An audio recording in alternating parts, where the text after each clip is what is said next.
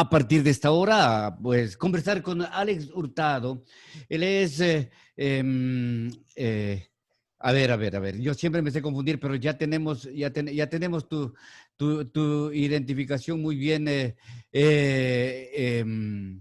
señalada. Alex Hurtado, pues es secretario técnico de la Amazonía Ecuatoriana, ¿no? Ministro sin nombre de ministro, en fin, bueno, el duro de la CTEA, ¿no es cierto? También, ya.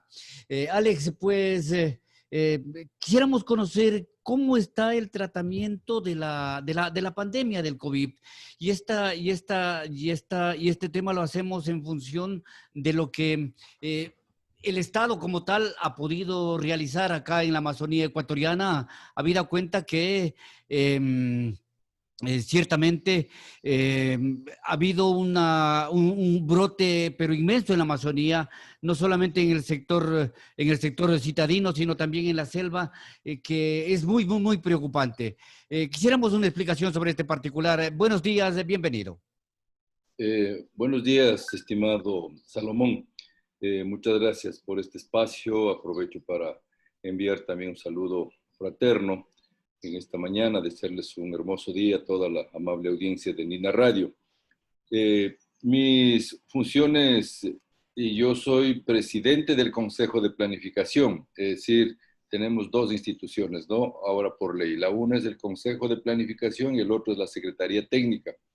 Y de ahí sí es el nombre larguísimo que nos califican ahora como circunscripción territorial especial. Entonces, eso es lo que es la CTA. Entonces, yo soy presidente del Consejo de Planificación de la CTA y también soy consejero de Consejero gobierno de presidencial asuntos para asuntos amazónicos. amazónicos y presidente Sí, del Consejo Amazónico. exactamente. Exactamente. Ahí estamos, ya. Bueno, eh, sí, sobre el tema este de la pandemia, nosotros tan pronto como es de conocimiento público inició la pandemia acá en el país, inmediatamente el Consejo abocó conocimiento y destinamos recursos para que nos preparemos y estar pendientes del momento en que ya nos llegaba este momento tan difícil. Hemos destinado $7.250.000, de los cuales el 60% se destinó para el sistema de salud del MSP y el 40% para los COE, en función, COEs provinciales, en función de lo que ellos determinaban. Las 4 provincias del norte, diríamos, Sucumbíos, Orellana, Napo y Pastaza, se destinaron para las municipalidades de este 40%. Y el caso de Morona y Zamora se destinó para las prefecturas. Estos recursos fueron entregados en forma inmediata, estimado Salomón. El tema era, mil disculpas la interrupción, Alex, el tema Sí, era sí, por que, supuesto. por ejemplo, aquí dice que no se vio que haya llegado a las parroquias. El señor Wellington Vázquez, presidente de la parroquia 10 de agosto, ha dicho, a nosotros no nos ha llegado recursos desde la Secretaría Técnica Amazónica, no nos ha llegado definitivamente hacia allá, por ejemplo, a la Junta Parroquial de la 10 de agosto como ejemplo. ¿Les llegó a las juntas parroquiales o únicamente quedó en los consejos municipales y ellos tenían que ver si es posible redistribuir la cosa? En un momento de emergencia, en una condición de emergencia, tenemos nosotros el instrumento que es el Manual de Operaciones de Emergente. Ahí establece claramente cuáles son las autoridades. Y las autoridades en una emergencia a nivel provincial está el COE provincial, a nivel cantonal está el COE cantonal y a nivel parroquial, por supuesto, están las coordinaciones de emergencia parroquial. Estas 3 instancias son las que operan. Nosotros siempre estamos sujetos a la máxima autoridad de lo que es el COE provincial. El COE provincial es el que tomó estas determinaciones hacia dónde se destinaban estos recursos en función del plan emergente. Nosotros no podemos intervenir ahí que le entreguen a tal o le entreguen a tal persona. Todo este proceso es validado por la mesa técnica que preside el Ministerio de Salud. Entonces, los recursos, en el caso particular, por ejemplo, de la provincia de Pastaza, el COE provincial tomó la determinación de que entreguemos a las municipalidades. Entonces, en función de lo que el COE cantonal entregó, ahí seguramente faltó un poco más de articulación interna para que les llegue también los recursos a las parroquias. No obstante, en las determinaciones que nosotros habíamos planteado, son 4 componentes en los que se destinan estos recursos. El 30% para equipos de bioseguridad, el 30% para las salas de aislamiento preventivo, un 15% para insumos de desinfección y un 25% para kits de alimentos. Del valor de cada kit de alimento, nosotros habíamos sugerido que el 40% sea productos amazónicos, un poco para ir reactivando la economía. Entonces, esto tenía que entregarse, coordinarse, ¿no? Con todas las entidades, particularmente con las juntas parroquiales, es decir, los municipios tenían que coordinar con las juntas parroquiales, el caso lo ameritaba. Eso ya dependía del plan de cada uno de los cantones. Entonces, en ese sentido fue lo que nosotros habíamos dado esta orientación. Y finalmente un pedido, una resolución que nosotros habíamos tomado ya en aquella época, es que haya una atención especial y preferente para pueblos y nacionalidades. Esa fue la recomendación del Consejo de Planificación. Te digo esto porque también recién esta víspera ha sido admitido dentro del COE provincial, de los COE cantonales, la organización indígena como tal, la CONFENIAE, ¿no? A donde ciertamente ha habido una atención del Estado muy pequeña, la atención del Estado. Entonces, ¿no será que faltó algo por parte de la organización que tú diriges, del Estado mismo, a través de su Ministerio de Salud, en fin? ¿O qué pasó? Porque ciertamente también, imagínate que las comunidades indígenas inclusive han tenido que realizar sus propias estadísticas y sus propios, y sus propios análisis y sus propias pruebas, hasta que por gestión autónoma y no de parte del Estado como una asistencia legal. Ahora, ¿eso será posible en lo que queda de la pandemia, por favor, Alex Hurtado? Sí, por supuesto. Debemos admitir, Salomón, y siempre lo reconocemos, o sea, nadie estuvo preparado, ningún país, mucho menos nosotros preparados para esta pandemia. Yo en marzo hice gestiones para que ya exista, ¿no? una instancia coordinadora para pueblos y nacionalidades, conociendo este tema de las particularidades culturales. Es decir, si ya nos indican a nosotros que el aislamiento era lo más conveniente para enfrentar el tema de la pandemia, pero si culturalmente viven en comunidad, ¿cómo podemos nosotros procurar un aislamiento individual? Y de un Entonces día eso para se otro, lo tomaba. peor. ¿Perdón? Y de un día para otro, imposible. Exactamente, sí. Entonces, eso determina, tú puedes ser médico, yo respeto muchísimo el conocimiento de todos los profesionales, pero hay que conocer la particularidad cultural, es decir, esta vivencia diaria. Y yo había sugerido justamente de que se destine un equipo especial para atención de pueblos y nacionalidades. Como estaba toda la atención distraída en Guayaquil y en Santa Elena, tú recordarás al inicio que esto era una locura, Ajá. no tenían mucha claridad del cuadro clínico, etcétera, etcétera. Y por supuesto, creían que yo había planteado la reconstitución de la Dirección Nacional Indígena, ¿no? Entonces eso demandaba de más personal, infraestructura, todo, ¿no? Entonces eso retrasó lastimosamente más de un mes y medio. Cuando yo expliqué las cosas con más claridad, el señor ministro, claro, él me escuchó, pero debe haber estado distraído con esta atención de Guayaquil, de otro tema, ¿no? Y eso no hubo esta atención oportuna. Pero ya por ventaja bajaron allá las tensiones, lo que yo he estado permanentemente presionando, y ya tuvo lugar hace un mes y medio aproximadamente, ¿no? La visita del ex vicepresidente Otto Sonnenholzner, del ministro de Salud, y pasamos acá nosotros 2 días. Estuvo también el vicepresidente, el ex vicepresidente, acá en el TENA hace 2 meses y medio aproximadamente. Entonces, esto ya fueron los primeros síntomas en los que ya fueron entendiendo de esta realidad. Sí, sí, ahora vamos a manejar. Institucionalmente, lastimosamente, como te digo, todos estaban abocados, ¿no? a esta tensión y nos llegó la ola. Sí, pero la otra situación es que quiero mencionarte, ¿no? Reconocemos, te digo, seguramente este tiempo de este desfase pero el virus no se nos va, el virus se nos queda y tenemos que seguir atendiendo. Hoy ya están conformándose estas mesas técnicas, ¿no?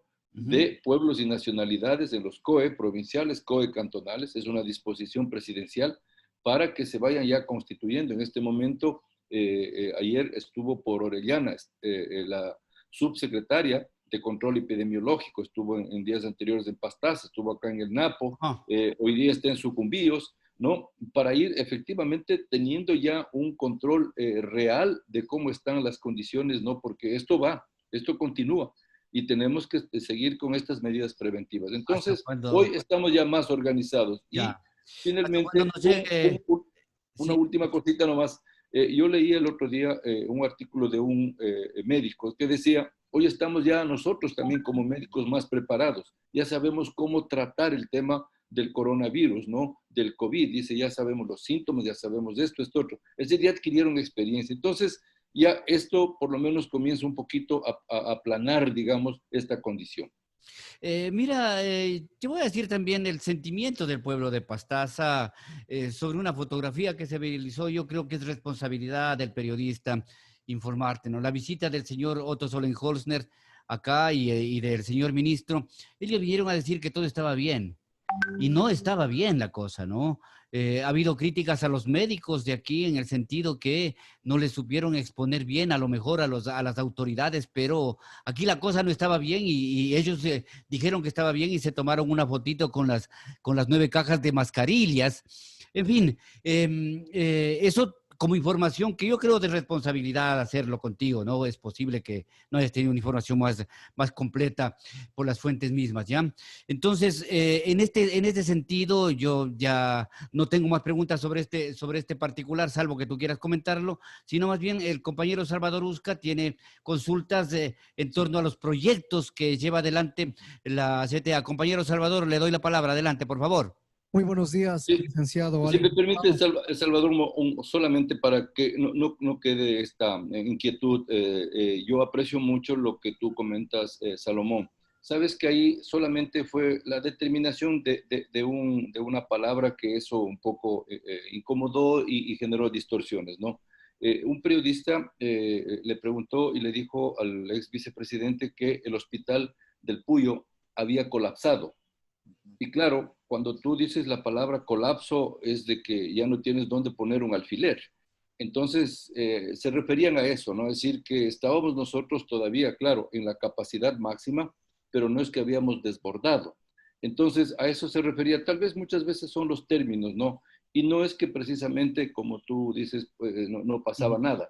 Lo que ellos estaban mencionando era de que estaba, por lo menos, te digo, en los límites todavía controlados, no todos los procesos, es decir, que no estábamos nosotros en esta situación que escuchábamos en otros países, que lamentablemente en Guayaquil también se dio esto, ¿no? De que encontraban cadáveres, y lo que está pasando ahora en Quito, ¿no? Que también, pero bueno, ya con un poco menos de magnitud.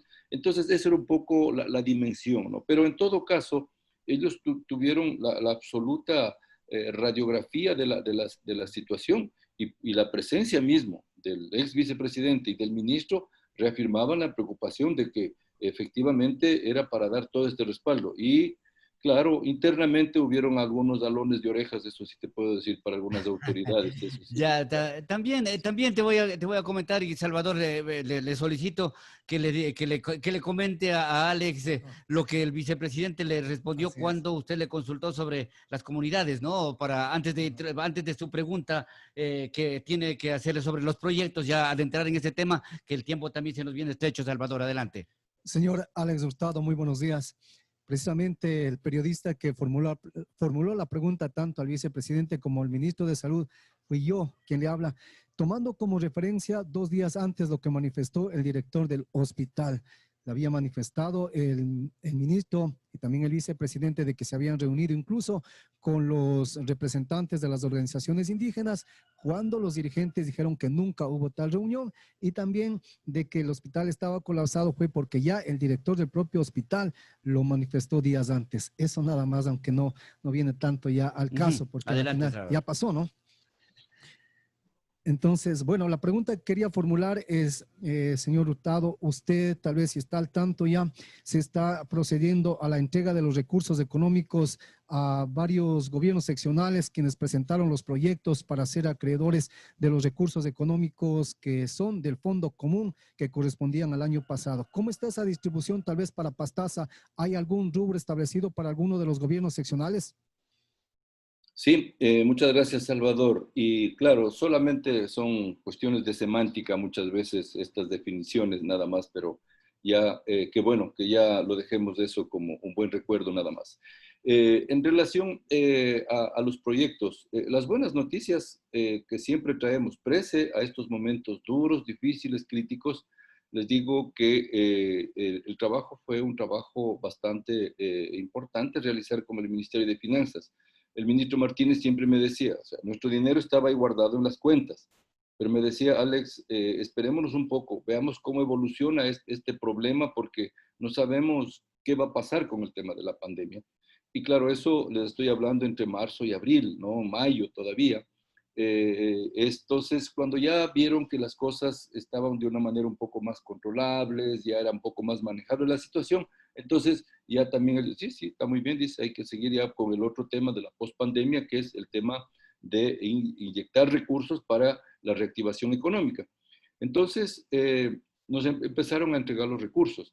En este momento, los proyectos que estaban aprobados del año 2019 y los proyectos aprobados a inicios de este año, antes de la pandemia, todos, absolutamente todos, están con los recursos. Nosotros ya entregamos, por ejemplo, para el Consejo Provincial más de 2 millones de dólares para la Vía El Triunfo. Eso ya está en las cuentas del Consejo Provincial de Pastaza. Entregamos los recursos al municipio de Arajuno para el tema del subcentro de salud en Pandanuque, ¿no? Y al municipio de Santa Clara, también para los proyectos que ellos asimismo presentaron. Entonces, los recursos están ya en las arcas de las instituciones. Más o menos alcanzó una transferencia sobre los 25 millones de dólares que entregamos para todos los municipios, pero no, los GATS en general, municipios, consejos provinciales, juntas parroquiales, también que se entregó para en función de los proyectos. Son muy pocos los proyectos que aún han quedado en proceso de revisión. El día de mañana nosotros tenemos sesión de consejo y son los 3 últimos proyectos que vamos a aprobar porque ya vienen los otros proyectos que tenemos que irnos ya enfocando a este nuevo enfoque que está tomado en cuenta. Entonces, en este momento ya tienen los recursos y por supuesto que nosotros estamos pendientes de que cumplan, ¿no?, los plazos establecidos y también los recursos que entregamos por motivo de la emergencia a través de este fondo emergente. Ujú. ¿De cuál es el monto? El monto de lo que Los transferimos proyectos nosotros, aprobados, en fin. más o menos, la última transferencia alcanza alrededor de 25 millones de dólares 25 millones para toda la región amazónica. para toda la región Y en amazónica. eso, Sí. Pastaza, ¿cuánto hay? No tengo el dato exacto, pero de los proyectos que me acuerdo, el Consejo Provincial tiene alrededor de 2 millones y pico. El municipio de Arajuno tiene más o menos sobre los 700,000, son de 2 proyectos para subcentros. El caso de Santa Clara me parece que son cerca de 300,000, son 2 proyectos asimismo que están aprobados. Y hay otras juntas parroquiales también que tienen de la provincia de Pastaza. No recuerdo exactamente el dato, pero me comprometo a hacerte llegar, Salomón, para que tengas conocimiento de los recursos que ya están acreditados y están en las cuentas y para qué se está destinando, porque eso nos ayuda muchísimo para hacer un seguimiento transparente del manejo de los recursos. ¿Cómo hacen el seguimiento ustedes? El seguimiento puntual, ¿cómo le hacen? ¿Cómo le hacen? Bueno, nosotros estamos obligados, la ley en el artículo 20 nos establece con absoluta claridad que la Secretaría Técnica tiene que establecer un sistema de seguimiento y evaluación. Y nosotros, el momento en que entregamos los recursos, desde ahí corre el plazo, ¿no?, para la ejecución de estos recursos y el buen manejo y la buena implementación. Si hubiera alguna novedad, inmediatamente la secretaria tiene que comunicarme a mí como presidente del Consejo y yo intervengo para que solicite la intervención de los organismos de control.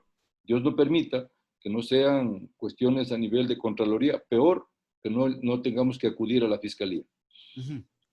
Salvador, ¿alguna otra Sí, consulta? sí, nada más en forma ya general. Se hablaba anteriormente de que habían, no, la cifra exacta no se pudo conocer, de 50, 45, 60 millones que había del Fondo Común del año pasado.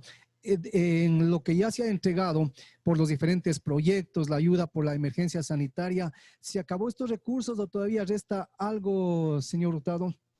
No, todavía tenemos. Como me habían hecho la consulta, eran estos recursos para estos proyectos, porque Salvador, como usted me preguntó, era para el tema de los GATS en general, juntas parroquiales, municipios, consejos provinciales. Pero aparte de eso, también ya entregamos los recursos para los proyectos regionales.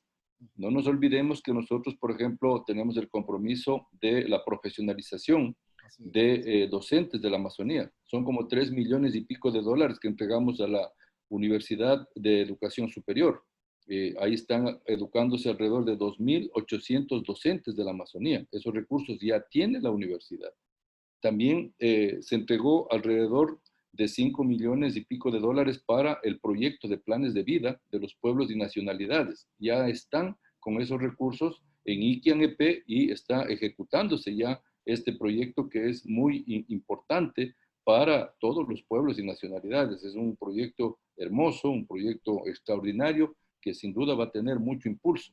Siguen los proyectos con el tema de las universidades, la implementación de las 4 universidades que se está hablando en las 4 provincias que no las tienen, el fortalecimiento de los institutos tecnológicos superiores. También está pendiente y sigue en proceso el proyecto este del transporte aéreo subsidiado que teníamos de este convenio con TAMI Amazonía. Todos esos recursos están todavía ahí pendientes y sumamos a estos 25 millones. No está considerado en estos 25 millones que les mencionaba estos otros recursos que son proyectos regionales que los vamos manejando.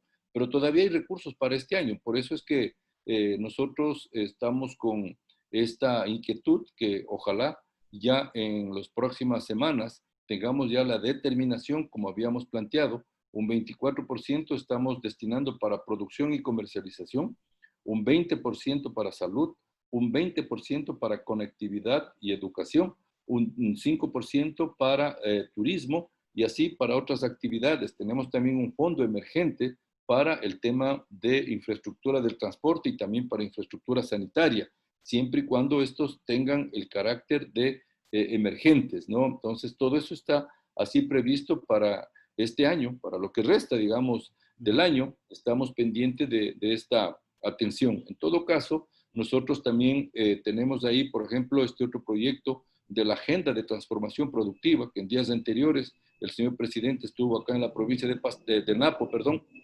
con el señor ministro de Agricultura. Ese es un proyecto igual muy importante para la Amazonía, son 4 millones y pico de dólares que también entregamos para el sector productivo, aparte de este 24% que es de producción y comercialización. Así que todavía tenemos nosotros un buen oxígeno, recursos para seguir reactivándonos. En los próximos días ya se suscribe el convenio entre la Secretaría Técnica y el Ministerio de Telecomunicaciones para la implementación del proyecto de conectividad y educación acá en la Amazonía. Y el 13 de agosto ya está previsto, ya incluso es una primicia, ¿no? Y gracias por esta oportunidad que me dan para yo también comentarlos. El 13 de agosto vamos a lanzar oficialmente la agenda de turismo para la Amazonía. Esto es un proyecto importantísimo para la reactivación de la actividad turística acá en nuestra Amazonía. Ya se han hecho todos los trabajos, están haciéndose los convenios correspondientes y la implementación arrancamos. Nosotros estábamos siempre preparándonos para la etapa de la pospandemia y estas son las buenas noticias que tenemos para la Amazonía. Gracias por estar participando en el informativo análisis al señor licenciado Alex Hurtado. Hasta una nueva oportunidad, Alex. Gracias Muchas por gracias, atender. Salomón, muy gentil. Un buen día, un fuerte abrazo para todos.